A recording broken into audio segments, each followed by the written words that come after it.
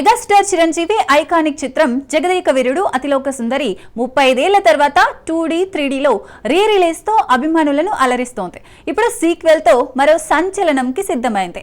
Makers ఇంటర్వ్యూలో ఆసక్తికర విశేషాలు వెల్లడయ్యాయి. 1990లో సూపర్ హిట్ గా నిలిచిన జగదేక వీరుడు అతిలోక సుందరి సీక్వెల్ కోసం అభిమానులు ఎంతగానో ఎదురు చూస్తున్నారు. మెగాస్టార్ చిరంజీవి, దర్శకేంద్రుడు K Raghavendra Rao, global star Ram Charan ఇటీవల జరిగిన ఇంటర్వ్యూలో సీక్వెల్స్ ప్లాన్స్ ను పంచుకున్నారు. ఈ భారీ ప్రాజెక్టు బాధ్యతలు young talented director Nag Ashwin కు అప్పగించారు. రాఘవేంద్రరావు నాగ్ అశ్విన్ ఫన్ ఛాలెంజ్ విసిరారు. నీ ఘట్టానికి నా ఘట్టానికి పోటీ అంటూ సరదాగా సవాల్ చేశారు. నాగ్ అశ్విన్ నేతృత్వంలో సీక్వెల్ పై భారీ అంచనాలు రేకెత్తిస్తోంది. అధికారిక అనౌన్స్మెంట్ కోసం అభిమానులు ఆసక్తిగా ఎదురు చూస్తున్నారు.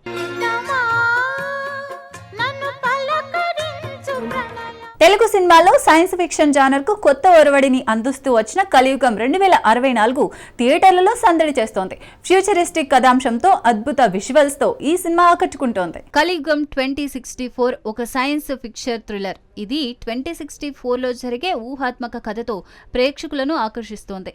యంగ్ డైరెక్టర్ సాయి విజయ్ రూపొందించిన ఈ చిత్రం అద్భుతమైన సాంకేతికత, గ్రిప్పింగ్ స్క్రీన్ ప్లేతో ఆకట్టుకుంటోంది. హీరో ఆర్యన్ శర్మ నటన, heroine Meera Kapoor emotional performance చిత్రానికి బలం. విజువల్ ఎఫెక్ట్స్, బ్యాక్గ్రౌండ్ స్కోర్ సినిమాను మరో స్థాయికి తీసుకెళ్లాయి. కథలో ట్విస్టులు, సస్పెన్స్ ప్రేక్షకులను కట్టిపడేశాయి. అయితే కొన్ని సీన్స్ లో పేస్ స్లోగా అనిపించిన క్లైమాక్స్ అదిరిపోయిందని అభిమానులు చెప్తున్నారు. యూత్, ఫ్యామిలీ ఆడియన్స్ ను ఆకర్షించే ఈ చిత్రం వీకెండ్ వాచ్ కు పర్ఫెక్ట్ చాయిస్.